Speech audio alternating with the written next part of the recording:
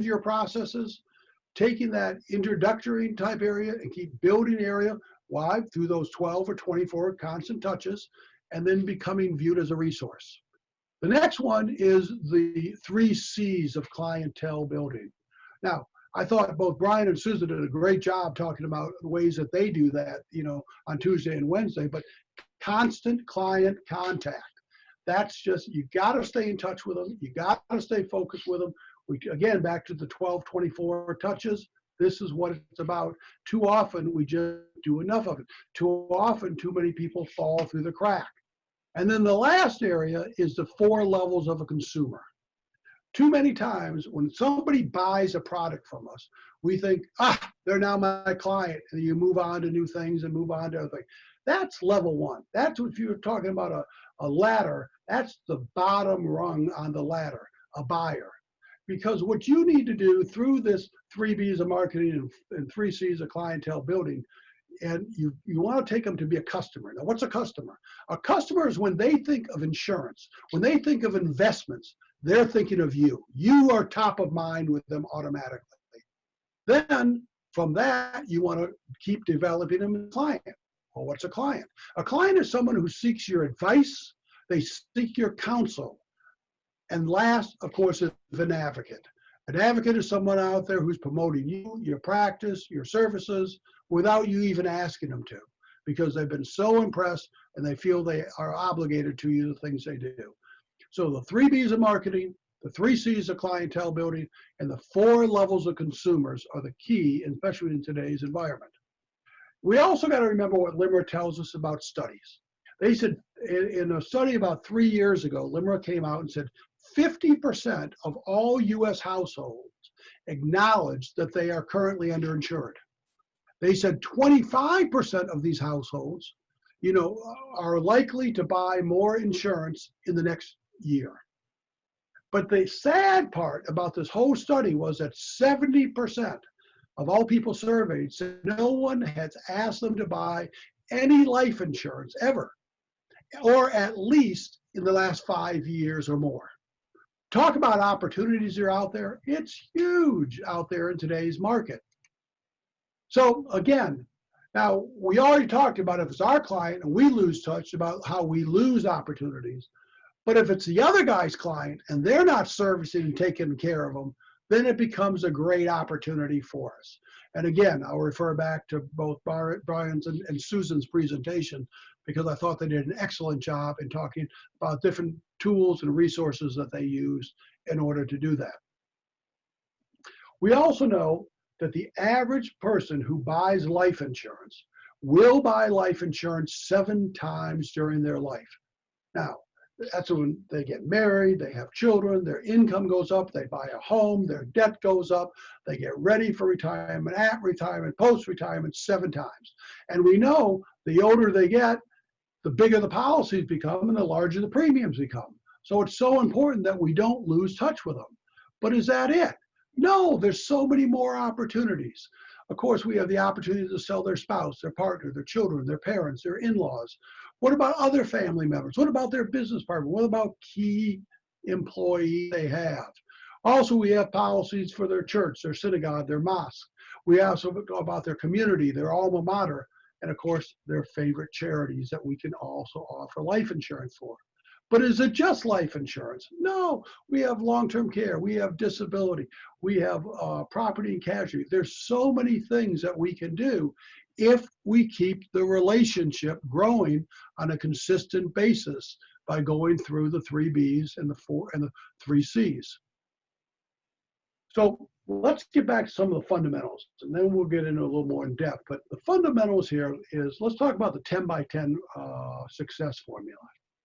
The first 10 is saying, Limmer reported that 41% of all new individual life sales that was, all new individual life sales that was made year after year had come from people who had a life event occur in the last 24 months. 41. Now, this isn't group policy. These are individual life policies that have happened. So let's take a look. The common question we get, well, what's a life event? Well, according to LIMRA, it's someone just graduated school, somebody just got married, somebody just had a baby, they just bought a house, they just got a new job. They just got a divorce or in the midst of a divorce. They just retired. Somebody just received a large sum of money. They just became a widower or a widower, or someone just died. Think about number 10. You cannot be on the news without how many more people have died in Florida, how many more people in Florida has got the virus, and the impact that this is having on families. This is having big impact on sales out there. The key is we have to be able to identify different life events. One of the things that we do in our programs, and you can do it just as easily, is identify. So people who just got married, what are 10 reasons they need to have more life insurance? They just retired. What are 10 reasons they need to have more life insurance? They just became a widower or widower. We need to take all these areas and really define it, which makes it so much easier for us to keep our prospecting networking going on. So what are the statistics? Well, again, according to last year, LIMRA, of the 41% that bought new individual policies, 79% of people who started or expanded their business in the last 24 months bought more life insurance. People who just got married, 6% within 24 months bought more life insurance. People who had or adopted a child, 73% bought more life insurance. People who received a substantial asset, 75%, recent retirees, 47%, people who bought a home, 67%. And in today's world, according to the Department of Labor, the average job out there only lasts about 4.4 years. Now, that was before the pandemic and all the things that are going on out there. But if you think about that, our companies giving more benefits, providing more life insurance, providing more resources, or less. Most are doing less. And if you're basing your family security on what your group benefits are solely, well, the problem is you may have some real problems down the road if your health changes and you go to a new company that doesn't offer all those benefits. And then finally, 68% of people who are going through some sort of financial divorce are also doing some more life insurance. Now, if you think a minute, people just don't really talk about insurance anymore. So when a friend of yours just bought a new automobile, you probably went out to their driveway, you probably went down to the parking lot, and you got to see their new car that they were excited about. When somebody bought a new home, they probably had a housewarming party, and you brought new things to the house to see the new home. But when was the last time you physically went into someone's home, or you met them at a bar, you met them for dinner, and they brought their insurance policy? Look at this new policy I just bought. Look, if I die, look if I become disabled, look at the money I'm going to have. No one talks about it. And so when you're out prospecting and networking, and you're sitting down saying, who do you know who may be a good prospect for us to talk about it? People don't know. Well, we all know from day one of an insurance, when we get into insurance sales, that two types of people need insurance. People who don't have enough capital and people who have too much capital. I mean, that was day one learning. And so the only people who really don't need it is that small group in between out there. So if we're trying to find out, when we're asking girls, we're networking, we're prospecting, what do we need to do? If we're asking who needs insurance, we're going to be in trouble. But if we understand why single people need it, why single parents need it, why children need it, why married couples without children, why married couples with kids, single parents of special needs children, empty nesters, widows, business owners, if we know all the reasons why these type of people all own it, when you're saying, if you're talking to somebody in the 50s, you said, do you know any empty nesters? They all do. Or you're talking to somebody, do you know any single parents out there? If they're talking to young people just getting started, do you know any single people? They all know it. But do we have the reasons and strategies behind why they need to buy each of these? Again, you got to have your top 10 reasons for each of those. So, as I mentioned earlier, that adapting was the only real solution. And after months of working in this new virtual world, many of us have realized that virtual prospecting, virtual networking has delivered many unexpected benefits to us. So as we begin to slowly wrap up, let's look at some of the opportunities that are out there and some prospecting and networking ideas that are working for some of our clients right now. So let's go back to the very beginning. The very beginning, we asked the question, you know, the frequency in which has changed for you communicating with your clients. 9% said they were more engaged, and 78% said the bulk of their business is coming from their clients right now. So probably the top area, and probably the same with all of you right now, is that virtual client reviews is the hottest thing out there. You know, again, it's about building strong relationships with your clients. It's about being viewed as a resource. It's about delivering value to them on a consistent basis. And you're doing policy reviews. You're going through what they have. You're taking away one of the big concerns they have right now. What happens to my policy during all this? What's going to go on? You can really take that away. And from that, what we're finding is so many more referrals because people are home. They're easy to get a hold of. They're easy to talk to. It's easy to have two business partners. You know, it's easy to have a husband and wife together where you can sit down and really discuss all these areas. So again, these Zoom meetings are the exact same thing that we do with all of it. Nominators, once again, the biggest area that we found, and we just finished a month-long survey with over 35 different large shops and said, what's been your biggest area in gathering names, and nominators were it. Where sometimes it's how difficult is it to get time to go meet with your nominators, build relationships, show them the value of your business, show them the things that you do. Most of them just don't give you enough time. In today's world, centers of influences and noms are much easier to get a hold of. And so doing these virtual meetings, you can do it individually, you can do it in groups. I've been hearing that groups have been some of the best success areas out there. So it's just not a one-on-one, but it is a group. Now you don't ask for the referrals during that time, but again, it's about value added, value delivered to your nominators and getting them excited about the things that you do. Probably the number one area that we hear about was virtual seminars. Now most of us have all done seminars of one sort or another. Could be about our products, could be about the programs they have, it could be about Social Security, and again, you always get a certain amount of people that will attend, but again, do I got to drive? What's the time? And this virtual seminars have basically, well, I was talking to one firm the other day, they said on average they would get 20 to 25 people that attend an in-person seminar. They're now getting over 200 people attending their virtual seminars. And the ones that are doing a great job, and they're doing it in a series. So they may have a series of 3 seminars all about Social Security. A 3-year, if you're doing niche marketing, focus on that market and try to have it. Virtual seminars, exact same thing we're doing here today is what you do. Keep it to about 30 minutes in length. Don't make it, a 2-hour presentation. Keep it short, keep it to the point, get lots of pictures, lots of area, keep them active and engaged. If you haven't used the program, I think we all use LinkedIn. I think LinkedIn is probably one of the best programs out there. But there's a program out there called Sales Navigator, and probably most of you may use it, but if you don't, it's well worth looking into. It's not that expensive, but it will take you to focus in on any specific type of client that you're marketing. Maybe you're going after nurses, you're going after small business, going, people in different hobbies.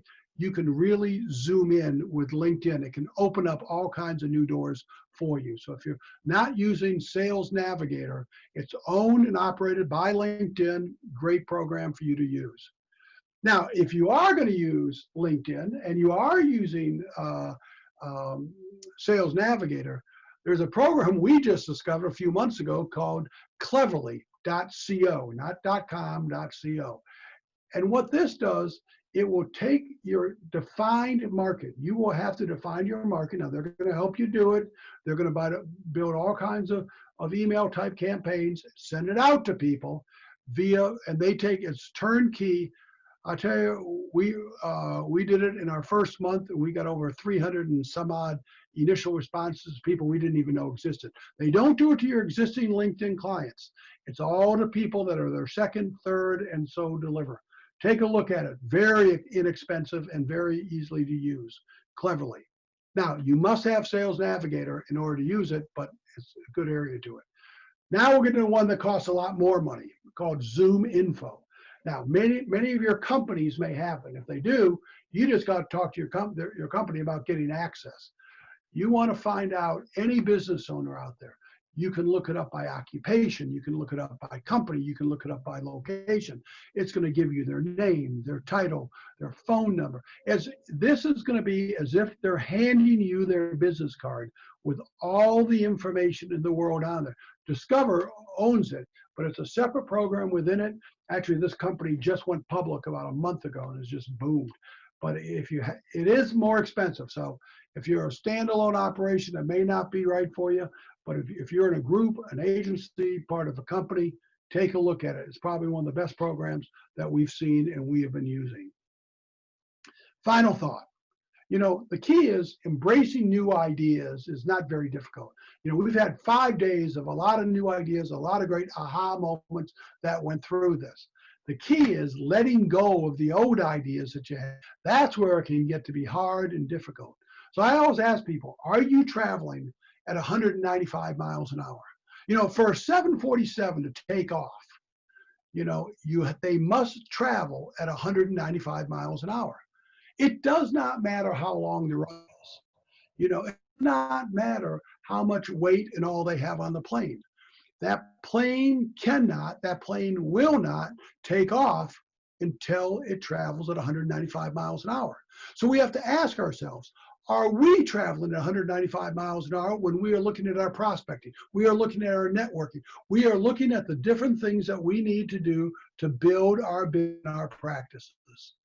And so part of it is about keeping track of our daily habits, the things that are going on. And we talk about the 5 steps to significance. First is, of course, to put all your new names that you gather each day into your system.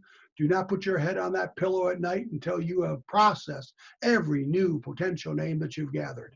How many did you do? Where do they come from? What strategy did you do? What are you doing tomorrow? You have to review all your appointments of the day. You have to review every phone call you made, every appointment that you set, and the results that you got. You have to plan tomorrow. You have to have everything planned out, and finally review everything for tomorrow appointment so when you wake up, you're ready to go. So Tom, I think I've hit it about on the right time for you. Cheryl, anything I can answer? So I don't have any questions in the chat room. I did have some good feedback and some people looking for your contact info, which I'm sure you'll put up. But I do have to tell you, this is a great way to wrap up the week because your presentation kind of summed up a lot of the efforts that some of the other presentations have been, or the messages that they've been sharing all week. So I think this was a great way to end day 5. And I personally love how you illustrated life events. I think obviously everybody goes through life events and there's 10 major ones. I love how you showed that on the slide. So honestly, we have plenty of prospects to speak to because there's a life event for everyone, right, and so an impact. So let me just check the chat room again. I'm getting some good feedback, great presentation, good job. No questions. So thank you again, and I'll hand it back over to Joe. Thank you.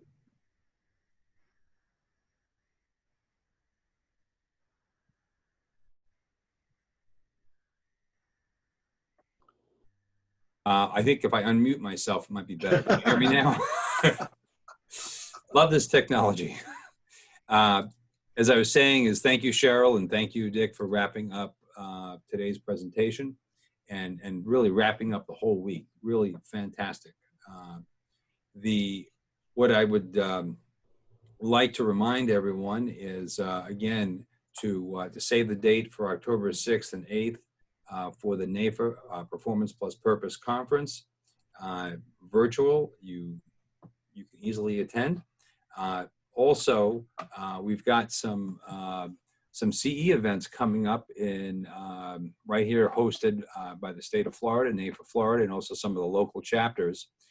Next week, we have a continuing education program called the Affordable Care Act, Divorce, Family Law, and Retirement Planning. I think that kind of incorporates quite a bit.